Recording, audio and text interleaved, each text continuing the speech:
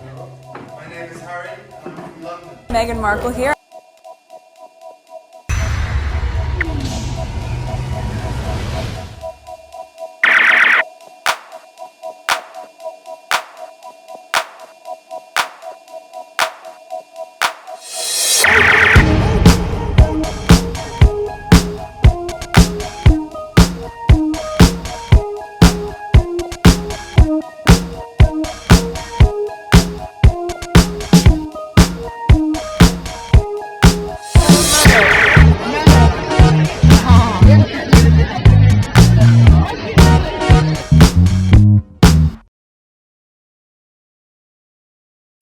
Today is November 20th, 2024. It is 1:34 a.m. This is video number 2. Video number 1 was on for this channel. I spoke about the left behinders. Some tweets that I had I never went over or recorded because Harry and Meghan, especially yesterday, Harry had his event. What did he do again? He was introducing the school regarding Invictus for kids, to get to know more about Invictus and disabilities and all of that. So I wanted to get these out of the way first before I did the politics aspect of things and the left behinders.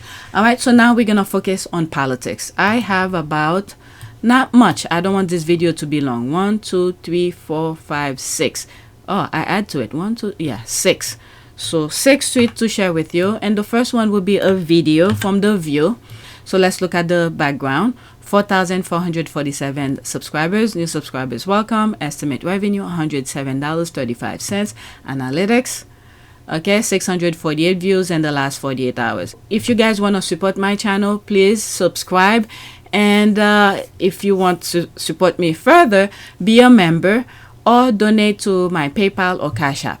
Okay, so let's go on Twitter. So this is the first tweet.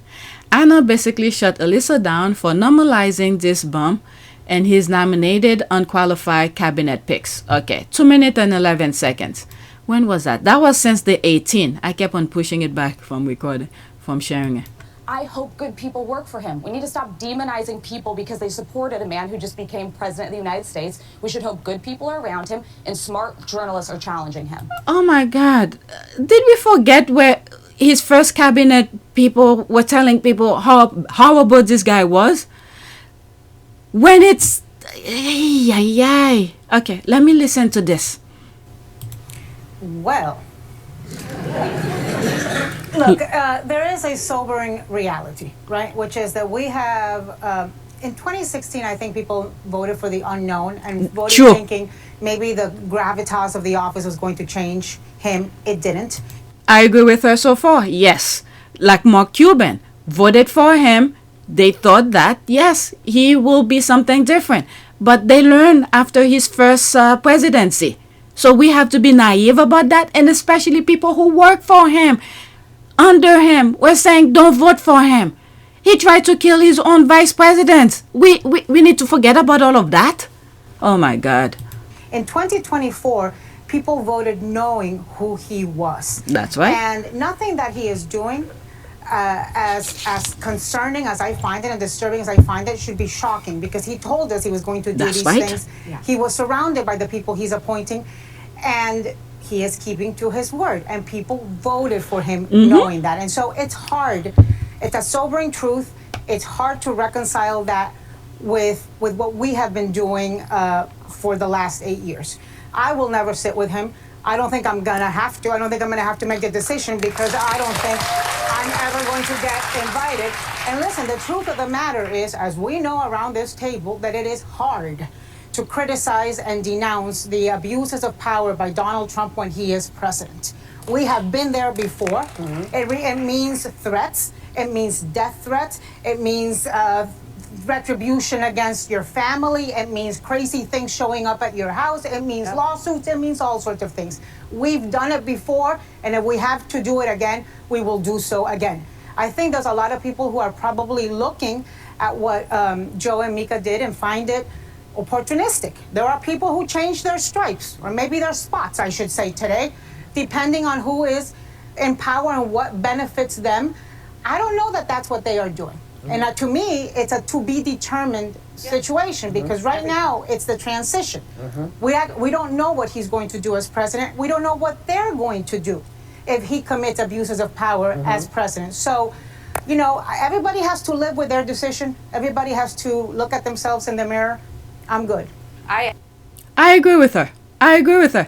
We knew what was coming up. We knew. He told us. And then the worst thing is, many of these women voted for him knowing the fact that their lives are in danger because of abortion right. These people, I don't know. Dear white women, what the fuck is your purpose, huh? What the fuck is your purpose, huh? What the fuck is your purpose? Other than ruining the motherfucking casserole, what the fuck is your purpose other than voting against your better interests? What the fuck is your purpose other than running the motherfucking Kohl's with expired Kohl's cash, knowing damn well that shit been expired since 2010? Talk about I want to speak to your manager. I want to buy something for my Timothy. It should still be good. It seems like every year white women just keep getting worse. Aren't they getting worse? If you look at the electorate, white women continue to vote for Republicans. Every year it keeps going up. It keeps going up. So my question is, why the fuck should we trust a lily white hoe? White women can't be trusted. Well, no, Kenny, don't be so mean to them. You know, white suburban women are gonna get it together. No, you're not. If you ain't got it together then, you ain't gonna get it together now. Y'all didn't even vote for your own white sister Hillary. Why the fuck should we trust white women? And the thing that's really pissing me off is we continue to coddle these white women while we keep shitting on black women. We keep shitting on black voters. But we always put all this stock into white women that are never gonna fucking show up for us. That's continue to vote against their own better interests. Because why the fuck? And this is the other shit that it pisses me off. Well, shouldn't we blame white men just as much as we blame white women? Maybe. But here's the bullshit that I have a problem with that is, I understand why white men are voting. Because white men are voting for their own better interests, which is keeping power, patriarchy. It makes sense. But why the fuck do a white woman think that she even has a motherfucking say? If she's constantly voting for a white man who's telling her that you don't have agency over your own fucking body. And the reason why y'all don't want to teach critical race theory is not about what's going on in the past, it's what's going on in the motherfucking present. The thing that's confusing me is how the fuck can you hide what's in motherfucking plain sight? We see your lily white racist ass through the motherfucking window. Hi, I'm Carolyn, and I want you blackies to know that niggers in this neighborhood have curfew. Okay, so when the street lights come on, make sure you're in your home, because if you're hanging, you will be swinging. Let's keep it 100, let's keep it a buck. The real reason why these white people don't want their kids to learn about critical race theory is because they don't want their kids to grow up knowing that their parents are fucking monsters. Every fucking day, you guys wake up early in the motherfucking morning, look yourself in the mirror, and you know you ain't shit. You know you're a racist piece of shit. And you don't want your kids to know that you're a fucking monster. I don't know. Let me read some of the comments and then that's it. At the end of the day, Alyssa is still horrible. And she's the one to say it wasn't about racism and misogyny. Give me a break. She is no expert and she's screaming that they voted for Donald J. Trump because of the economy. Oh, please. I mean, this person is right, but still, under Biden, the economy was good. Now, what they're doing now, what I realize that they're doing, Trump keeps on saying things. Okay, we know he's been elected. Now, leading up to January 2025 for his inauguration, he starts saying some stuff, scaring more businesses, and there's gonna be a huge amount of unemployment. So that way, the people could say, when he come in, the economy was crashing already. They're gonna blame that on Biden. So when he come in, he's gonna messing it up even worse. So he could say it was going down anyway. It wasn't him who started it. Okay, is Alyssa angling for a role? I won't be surprised. There are so many turncoat and stomach architects pervading the landscape. She's one of them. Facts. Okay, so let's go to the next one. Let's see, which one is this? There's one that has to go with how do you call this? Blue Sky I took. Okay, breaking U.S. Ambassador to Australia, Caroline Kennedy, daughter of the late JFK, rips into her cousin RFK Jr. for his dangerous views on vaccine after Donald Trump select him to run Health and Human Services. I grew up with him. That's a quote, by the way. I grew up with him, so I've known all this for a long time. Others are just getting to know him, she said at the National Press Club in Canberra, Australia. And she continues, I will say that our family is united in terms of our support for the public health sector and infrastructure and has greatest admiration for the medical profession in our country. And Bobby Kennedy has got a different set of views, she added. But yes, I think Bobby Kennedy's views on the vaccine are dangerous, but I don't think that most Americans share them. So we'll just have to wait and see what happens. Trump's nomination of RFK Jr. to lead its Health and Human Services is an insult to science and a threat to the health of the American people. I mean, the whole point is to destroy America. So they don't care. They don't care. Like I've always said, to build something, it takes time and a lot of thinking and all of that. To destroy, you don't have to think. You just destroy. The Senate must oppose his confirmation. Please retweet and all of that. So there's that here. They are cousins. Two different views. He's in deep problem. Many of these people that he's nominated, they are in deep problem.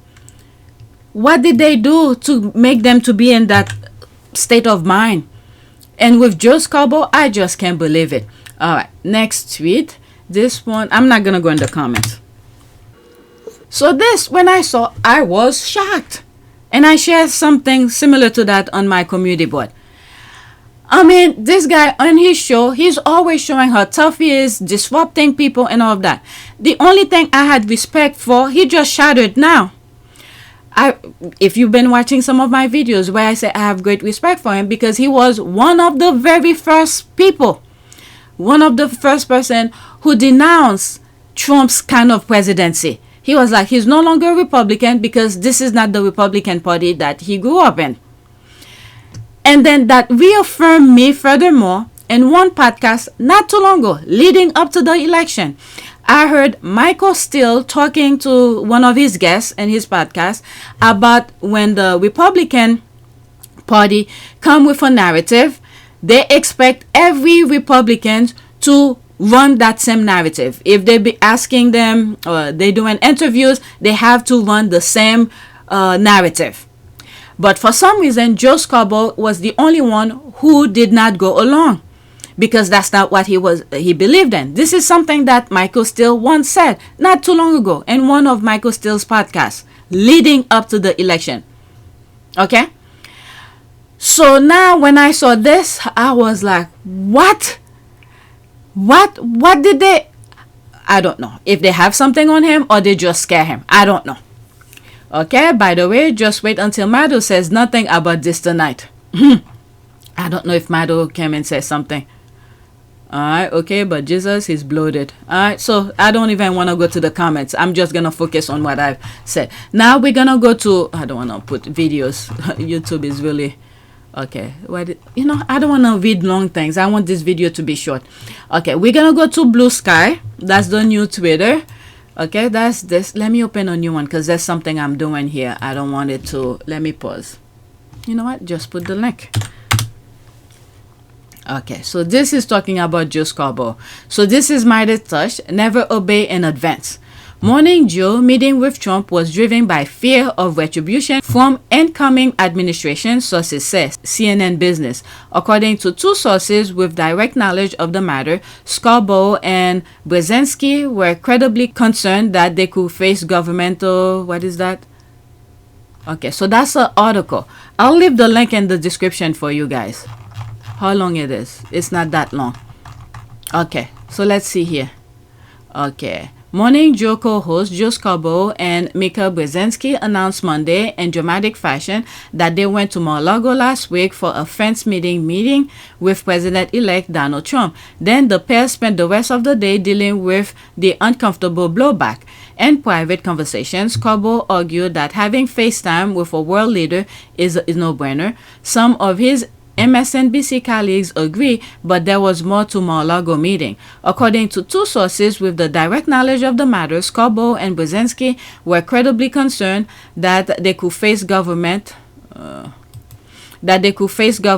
and legal harassment from the incoming administration, Trump administration. I mean, I don't know what to say. This is the kind of barrier, the resistance that we need, but they just let it go. Can you imagine all those young people who sign up to join the army.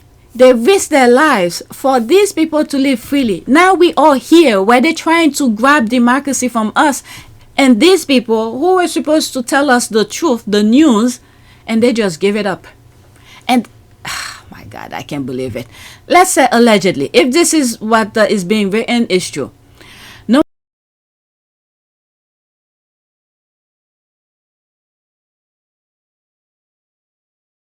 The other thing with what I'm seeing some people are doing, it's not like they don't have money. I don't know his financial situation, but he's been on TV. When they're paying them, they are in millions. Again, like I said, I do not know his financial situation. But instead of, if you are afraid they might come after you for whatever reason, because you're on TV, because they want people to align with the propaganda, can't it would be easier to just step down if he feel like he cannot do it, instead of compromising his integrity? That's just my opinion. So I'm not him, so I cannot speak on behalf of him. But yeah, that just crossed my mind. That's all.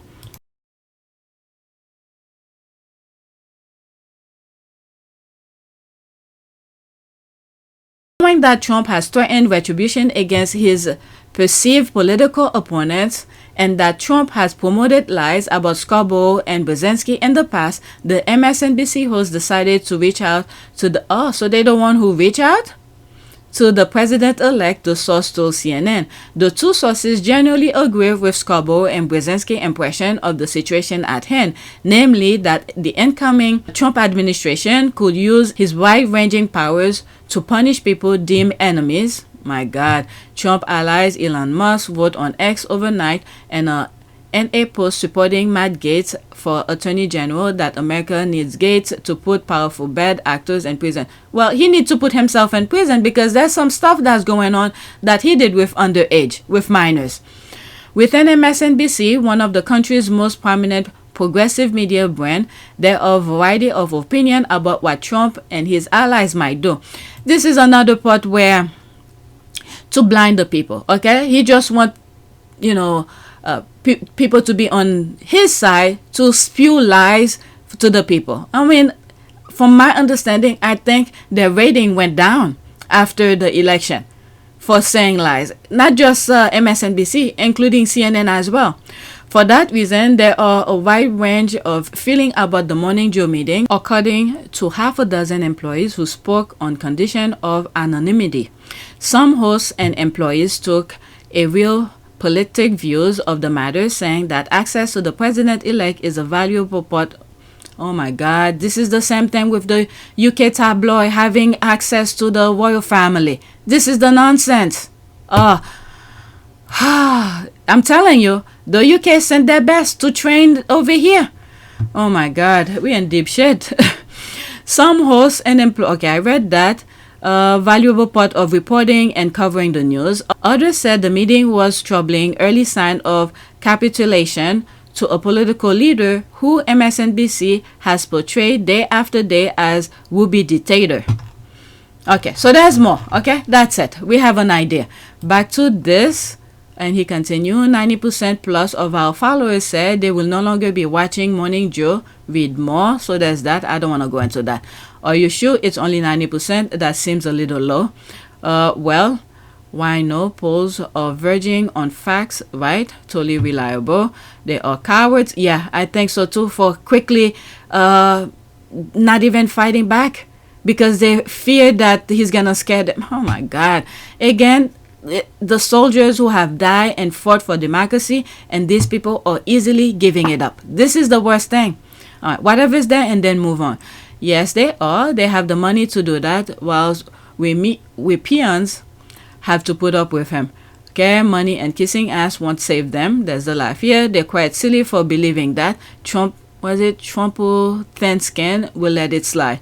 Okay, exactly. I just know Trump get butterflies in his stomach every time liberal outlets bend the knee. All right, so let's go to my last. Oh, I have two more. Never mind. That's not the last one. Next one. Is that from X? Okay, back to Twitter. So this was from Bluesky. No, back to X. Okay, unfucking unbelievable. Elon Musk admits Trump's economic plans will collapse the US economy. He then goes on to say, quote, that it's necessary for Americans to experience some temporary hardship. These words were actually spoken by a foreign agent who just happens to be the world's richest man. Remember that. I mean, I think I responded to it and I was like, I guess so. Some American needs to go through some stuff because there were so many warning. Mark Cuban in particular was telling them tariff work and all of that, but they still went and vote for them. You have, what do you call this?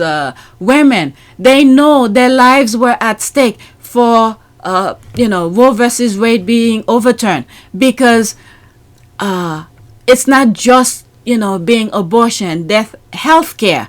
And the Republicans are making it so hard for, doctors to work on them when they are pregnant. So all of this, they all knew. I guess, in a way, I hate to say this.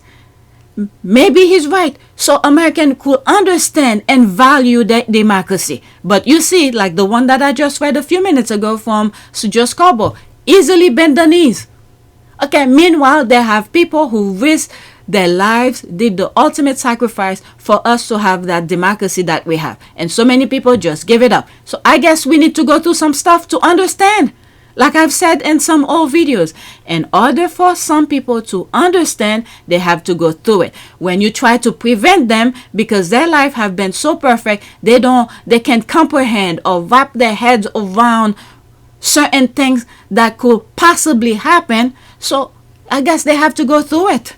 All right, so that's that. I'm not going to read any more from there. Next one, and this is my last one.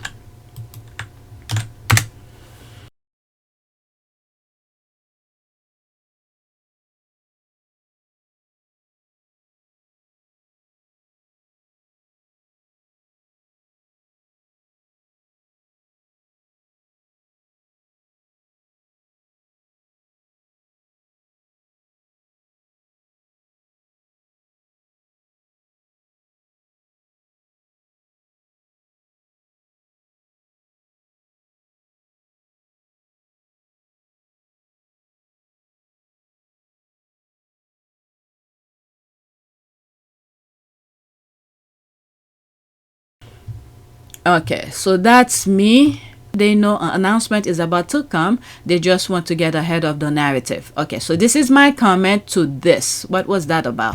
So I'm going to Henry VIII. Okay, so the official narrative now is that Democrats rigged the 2020 election, but just forgot to in 2024. So that's me saying they probably know something is going to come up. So they're jumping ahead, okay, to start clouding the mind. And then make sure they got the House and the Senate so they could have actually gotten something done. The logic, LOL. Yep, that is completely logical. No, apparently we rigged one Senate race in Pennsylvania and a couple House races in California. The usual dumb shit. This is why when these people, when they do their things, like YouGov in the UK, and with what happened allegedly with the election, they go to the extreme. Dictators, when they're winning their supposedly democratic election, they win by 99.9%. They go to the extreme. But anyway, let me leave it as that. I don't know what narrative she's making reference to, what headline or who talks about it. So that was my response to her tweet. That's all. So that they know announcement is coming. So that's it. Please take a moment to subscribe, like, and share. If you want to support this channel, there's a PayPal link and a Cash App link in the description. You could donate. Those who have donated, thank you. All right, so I didn't read all of the comments underneath those tweets because I wanted to keep it short. Okay, so that's it. Thank you for watching.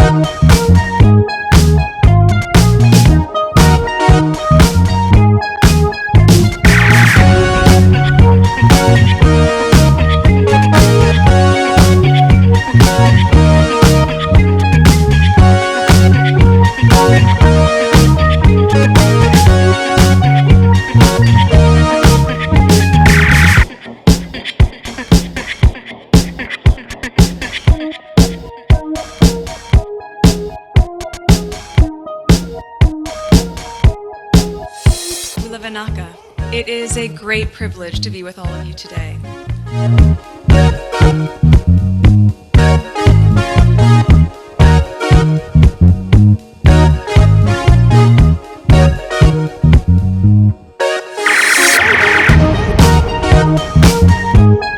You know, we ask for forgiveness and please come back.